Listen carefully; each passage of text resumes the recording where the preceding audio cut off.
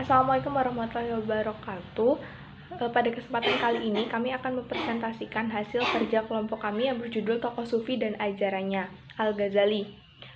Kami dari kelompok 10, saya Maya Indul Lestari, NPM 1911030123. Baik, untuk mempersingkat waktu, langsung saja kita mulai. Yang pertama, ada biografi Al-Ghazali.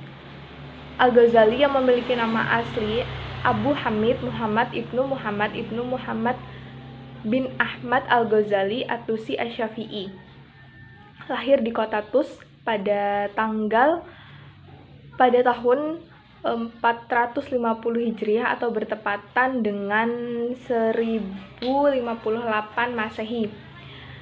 Mengulik sedikit tentang namanya, yaitu Abu Muhammad diambil dari nama anaknya yang meninggal waktu usia kecil.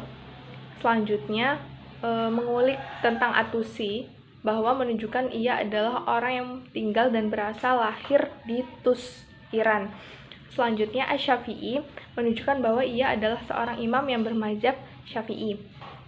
Ayah beliau adalah seorang fakir yang salih, yang memiliki pekerjaan pengrajin kain syuf atau kulit domba. Ayahnya selalu berkeliling mengunjungi ahli fikih dan majelis ceramah dan majelis nasihat, dan di situ pula ia bermajelis dengan mereka. Selanjutnya, sebelum umur 5 tahun, Al-Ghazali telah menguasai beberapa bahasa dan tata bahasa, diantaranya bahasa Arab, Al-Quran, hadis, fikih, dan aspek-aspek pemikiran puisi sufi. Pada usia 20 tahun, ia menuju ke Nishapur. Ia hijrah ke Nishapur untuk mengejar pelajaran lanjutan dan ilmu-ilmu keislaman. Ia di sana mempelajari teologi Islam dan fikih di bawah bimbingan Imam Al-Haramin. Pada tahun 1085, Imam Al-Haramin wafat dan Al-Ghazali diminta untuk menjadi profesor pemikir Islam di Universitas Nizamiyah di Baghdad. Pada usia 34 tahun, Al-Ghazali menjadi seorang profesor termuda. Ia di sana mengajar fikih, kalam, hadis dan di Nizamiyah tersebut. Namun, ketika ia sudah mencapai semua puncaknya pada usia yang masih muda, tiba-tiba ia terdampar di tengah krisis intelektual. Krisis intelektual itu membuat ia gelisah. Dari kegelisahan itu, dia mulai mendalami beberapa ilmu. Yang pertama, dia mendalami ilmu kalam. Dia terus-menerus mempelajari ilmu kalam. Tapi ilmu kalam dan logika tersebut belum mampu memuaskan hasrat rasa ingin tahunya, sehingga Al-Ghazali masuk mempelajari ilmu filsafat yang menghasilkan banyak karya. Karya diantaranya yang terutama yang sangat mengulik, yaitu pandangan dia mengkritisi karya filosofi dari Ibnu Sina. Ia belum puas dengan semua karyanya, hingga ia memasuki gelanggang pemikiran kaum Syekh Batiniyah yang mengandalkan iman-iman mereka secara tajam, jernih, dan kritis.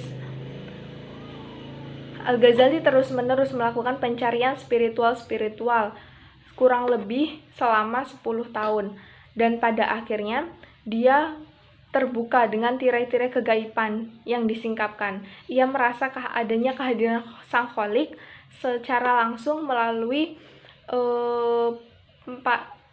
wawasan atau penglihatan basyirah mata batin. Dalam wawasan inilah Al-Ghazali mengakui bahwa wawasan ketuhanan adalah wawasan yang paling tinggi, yaitu pengalaman tersingkapnya tabir sufistik. Selanjutnya, dari karyanya tersebut, Al-Ghazali menuangkan pengalamannya ke dalam pengakuan kitab autobiografisnya. Selanjutnya, poin yang kedua yaitu kehidupan Al-Ghazali. Keseluruhan hidup Al-Ghazali dapat dibagi menjadi 8 fase. Yang pertama, fase Tus, fase Jurjan, Nesapur, fase Muaskar, fase Baghdad, fase Uzlah, fase Nesapur kedua, dan yang terakhir yaitu fase Tus kedua. Yang pertama, fase Tus. Setelah ayahnya wafat, sebelum wafatnya ia diamanahkan kepada teman ayahnya bahwa ayahnya mengamanahkan harta yang dimiliki oleh ayahnya boleh digunakan untuk pendidikan anaknya, yaitu Al-Ghazali tersebut. Namun, ketika harta bendanya sudah habis, ia dipindahkan ke madrasah di Nizamiyah. Di madrasah tersebut, ia mulai mempelajari fikih. Di samping itu, ia juga mempelajari ilmu-ilmu lain seperti Nahwu Shoroh. Ia mempelajari ilmu tersebut di madrasah Nizamiyah Tus pada usia 10 tahun. Yang kedua yaitu fase Jurjan. Setelah dari Tus, Al-Ghazali meneruskan studinya di Jurjan pada Imam Abu Nasr Al-Islamili sampai mengambil darinya Al-Taliqah. Ia belajar kurang lebih 5 tahun. Selanjutnya fase Nesapur. Setelah dari Jurjan, ia menuntut ilmu kembali ke Nesapur dan Khurasan, yaitu pada waktu kota tersebut terkenal dengan pusat ilmu pengetahuan terpenting di dunia Islam. Di kota Nesapur inilah Al-Ghazali bergantung kepada Imam Al-Haramain atau Al-Juwani, seorang ulama bermazhab Syafi'i yang saat itu menjadi guru besar di Nesapur. Fase ini berlangsung selama 5 tahun, sejak 437 Hijriah sampai wafatnya Imam Al-Haramain atau Al-Juwani pada tahun 478 Hijriah.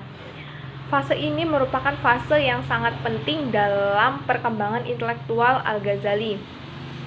Yang keempat yaitu fase Muaskar. Dengan wafatnya imam tersebut pada tahun 478 Hijriah, Al-Ghazali meninggalkan Nesapur dan menuju ke Wasir Nizam al-Mulk, sebuah kota yang dibuat dengan kekuatan sihir. Di sini ia tinggal bersama istri dan ketiga putrinya kurang lebih selama 6 tahun. Yang kelima yaitu fase Baghdad. Nizam al-Mulk mengangkat Al-Ghazali menjadi besar sekaligus rektor Nizamiyah Baghdad. Ia mendapat penghormatan yang sangat luar biasa menyerupai kultus. Fase tersebut berlangsung selama 4,5 tahun sejak 484 Hijriah atau Jumajil Ula sampai Zulkaidah 433 Hijriah. Di sini ia memiliki 3 kegiatan pokok formilnya, yaitu mengajar, meneliti, dan menulis karya ilmiah. Yang keenam ada fase Uzlah, fase yang ditempuh dalam rangka menjalani suluk yang diajarkan tasawuf selama 11 tahun sejak keluar dari Baghdad pada tahun 488 Hijriah. Yang ketujuh ada fase Nesapur kedua. Setelah memperoleh yakini, Al-Ghazali melihat di satu sisi ada rusaknya akidah umat mengenai kenabian sejak pangkal dan hakikatnya sampai pada pelaksanaannya yang dibawanya, yang menurutnya disebabkan oleh 4 faktor yang merusak akidah tersebut, yaitu filosofi, sufi, penganut, ta'limiyah, dan fuqaha muta'limin. Tiba-tiba Allah menggerakkan jiwa sultan ini dari dalam hatinya, dari dalam diri sendiri, bukan dari luar, sehingga memerintahkan dengan perintah yang wajib untuk bangkit ke Nesapur kembali guna mengakhiri masa fatrah ini.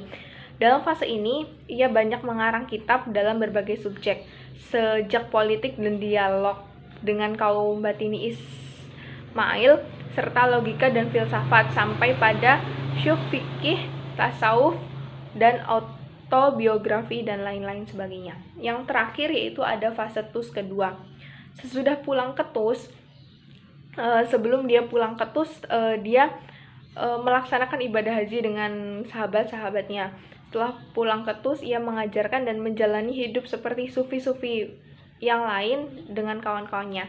Al-Ghazali terus mendalami Al-Quran dan hadis, termasuk menekuni Sahih Bukhari, Sahih Muslim, dan Sunnah Abi Daud. meskipun di masa lampau dia telah mempelajarinya. Warahmatullahi wabarakatuh. Saya Rizky Gunawan ingin menjelaskan materi tentang karya-karya Al-Ghazali. Al-Ghazali adalah seorang ulama multidimensi yang memiliki pengetahuan dan keahlian ensiklopedis.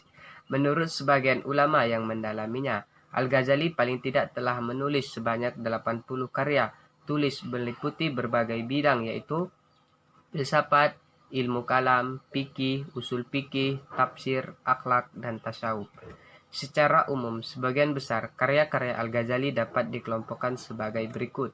Yang pertama, kelompok filsafat dan ilmu kalam. Yang kedua, kelompok fikih dan usul fikih. Yang ketiga, kelompok ilmu akhlak dan tasawuf. Yang keempat, kelompok ilmu tafsir. Berhubungan dengan prinsip-prinsip tasawuf, para ahli menyatakan bahwa kitab Ihya Ulumuddin merupakan karya Al-Ghazali yang paling komprehensif.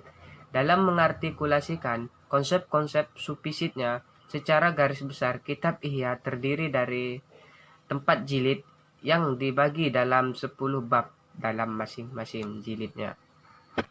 Selanjutnya, materi yang saya akan jelaskan yaitu pandangan Al-Ghazali tentang syariat dan ma'rifat. 1. Pandangan Imam Al-Ghazali tentang syariat. Imam Al-Ghazali teguh memegangi syariat. Tawassub dilakukan dengan memegang teguh dan mengamalkan Al-Quran dan As-Sunnah.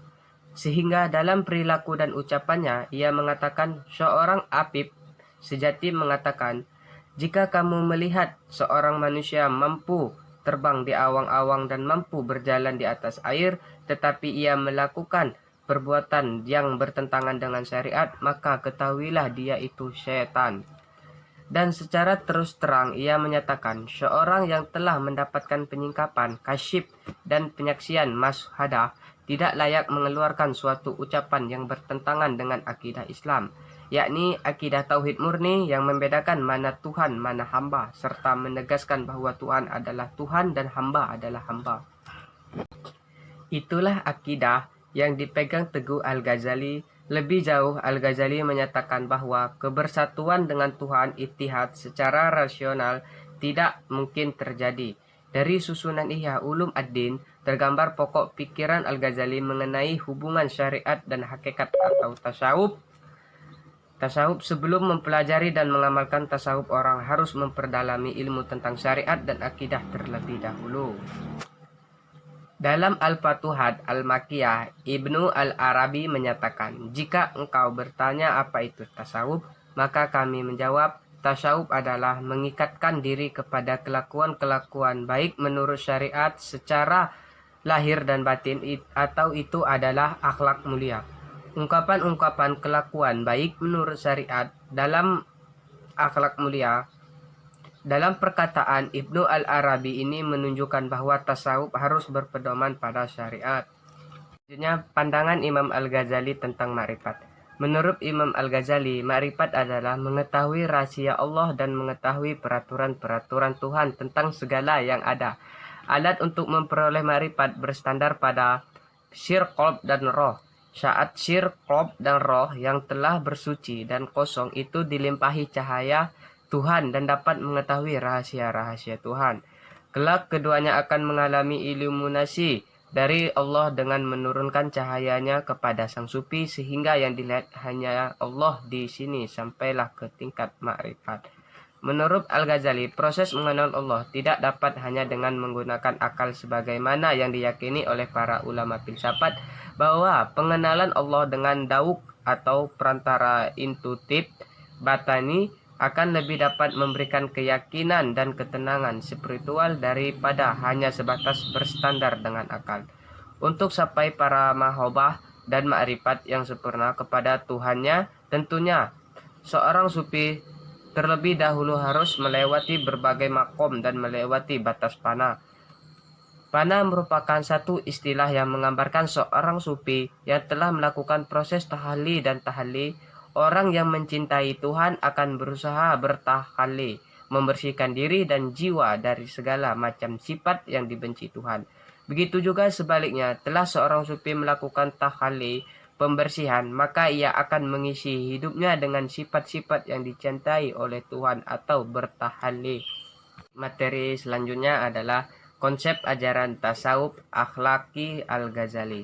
Al-Ghazali memilih tasawuf sunni, tasawuf akhlaki yang berdasarkan Al-Quran dan As-Sunnah Nabi Muhammad SAW. Ia menjauhkan semua kecenderungan gnostis yang mempengaruhi para filsuf Islam, sekte Islamiyah, aliran syariah, Ikhwan As-Syafa. Ia menjauhkan tasawufnya dari paham ketuhanan Aristoteles. Poin yang terakhir yaitu F, metode tasawuf akhlaki. Dalam karyanya, khususnya dari Imam Al-Ghazali, menjelaskan berbagai ajaran tasawuf yang dicoba dikombinasikan dengan syariah dengan baik. Ada beberapa metode yang digunakan oleh Al-Ghazali. Yang pertama ada metode tobat, sabar, kekafiran, zuhud, tawakal, mahabbah, ilahi, dan ridho. Yang pertama ada tobat. Menurut Al-Ghazali, tobat itu adalah penyesalan sesuai dengan hadis Nabi. Tobat adalah penyesalan. Jadi inti tobat di sini adalah menyesali perbuatan dosa yang dilakukan di masa lampau, yang akibatnya terhalangnya ia dari yang dicintai, yaitu Allah, karena dosa tersebut. Al-Ghazali menurunkan 4 kriteria tobat. Yang pertama, meninggalkan dosa dengan sekuat hati dan niat. Yang kedua, meninggalkan perbuatan dosa yang pernah dikerjakan. Yang ketiga, perbuatan dosa yang pernah dilakukan harus setimpal atau seimbang dengan dosa yang ditinggalkan sekarang. Yang keempat, meninggalkan perbuatan dosa semata-mata untuk mengagungkan Allah, bukan karena yang lain. Yang kedua, itu ada sabar. Menurut Al-Ghazali, sabar itu ada 2 kriteria. Yang pertama, berkaitan dengan fisik, dan yang kedua, berkaitan dengan ketabahan dan ketegaran. Yang pertama, yang berkaitan dengan fisik, di mana seorang manusia menurut Al-Ghazali harus sabar dalam memikul sebuah beban hidup yang menyakitkan atau menahan sebuah pukulan. Dan yang kedua, sabar yaitu kesabaran yang terpuji dan sempurna, yaitu kesabaran yang berkaitan dengan jiwa dalam menahan diri dan hawa nafsu. Dan yang ketiga, itu ada fakir. Fakir diartikan sebagai ketidaktersediaannya apa yang dibutuhkan oleh seorang atau sesuatu. Yang keempat, yaitu zuhud. Zuhud adalah sebagai tidak adanya perbedaan antara kemiskinan dan kekayaan, kemuliaan, kehinaan, pujian, dan celaan, karena kekerabatannya dengan Tuhan. Al-Ghazali menyebutkan 3 tanda zuhud. Yang pertama, tidak bergembira dengan yang ada dan tidak bersedih dengan apa yang telah hilang. Ini berhubungan dengan harta. Yang kedua, yaitu sama saja baginya orang yang mencela dan orang yang memujinya. Ini adalah bagian kedudukan. Yang ketiga, zuhud itu hendaknya ia bersama Allah dan hatinya lebih didominasi oleh lezatnya ketaatan dan cinta Allah. Metode yang kelima yaitu tawakal. Tawakal artinya menyerahkan urusan kepada seorang yang kemudian disebut wakil dan mempercayainya ke dalam urusan tersebut. Tentu saja dalam hal ini yang dimaksud adalah tawakal kepada Allah. Keadaan tawakal menurut Al-Ghazali itu dibagi menjadi 3. Yang pertama, keadaan menyangkut hak Allah. Yang kedua, yang lebih kuat di tingkatan yang kedua yaitu keadaan bersama Allah. Tingkatan yang ketiga atau tawakal yang ketiga adalah merupakan tingkatan yang paling tinggi, yaitu hendaknya ia berada di hadapan Allah dalam semua gerak dan diamnya, seperti mayat yang ada di tangan orang yang memandikannya. Yang keenam yaitu metode cinta ilahi atau mahabbah. Pokok cinta kepada siapapun Allah dicintai itu lebih baik. Pokok cinta tersebut, cinta itu adalah baik, karena pecinta kekasih Allah adalah pencinta Allah. Alasan bahwa Allah adalah yang paling berhak mendapat cinta kita yaitu ada 5 menurut Imam Al-Ghazali. Yang pertama, cinta manusia kepada dirinya. menuntut adanya cinta kepada Allah karena Allah yang telah menciptakannya. Yang kedua, cinta kita kepada manusia yang berbuat baik tidak bisa dipisahkan dari kecintaan kita kepada Allah karena Allah lah yang membuat orang itu baik. Yang ketiga, apabila kita mencintai orang-orang besar di masa lalu, maka ketahuilah bahwa sumber kebaikan mereka tidak lain adalah bersumber dari Allah. Yang keempat, manusia mencintai keindahan, tapi ketahuilah bahwa segala keindahan tersebut berasal dari Allah.